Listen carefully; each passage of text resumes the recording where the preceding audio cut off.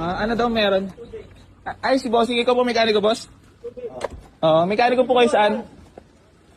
Tay. Nag-overrate po ba? Hindi ka nag-overrate pa. Hindi mo. Boss, talagang tatalsik ka pag nireview. I love you, my bear. Boss, nag-overrate po ba? Mekaniko po kayo saan? Ha? Saan po kayo mekaniko?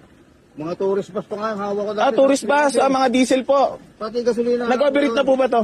Hindi nga mag-overrate kasi hindi naman nagamit kahapon. Hindi na Boss, kahit dali natin Baguio, tingnan natin kung mag-overrate, sama pa ako. Nagpa-pound na gaano. Hindi nga po, sama nga tayo, titingnan natin kung mag-overrate eh.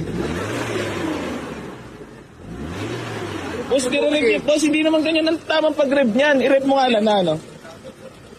Dar, ano ba to, Dar? Boss, nag-overrate po ba? Hindi nga nagamit, Brad. Kaya hindi mag-overrate. Kaya nga po, sama po tayo, Baguio tayo ngayon. Tara, kahit Bicol. Tingnan po natin kung mag-overate po. Kaya nga, bubula-bula pati ang... Boss, kapag nagganyan po, pwede naman yung linisin lang, boss. At hindi naman overate agad po yung ganyan. Mekaniko po ba kayo ng ano? Boss, ang ganda ng circulator. Boss, circulation, ang ganda. Oh. Oh, ano may tama dyan? Ang ganda ng circulator. Circulation, ang ganda. Oh, ano overate dyan? Wala, bula-bula, oh. Boss, ang ganda ng circulator. Wala singawang head.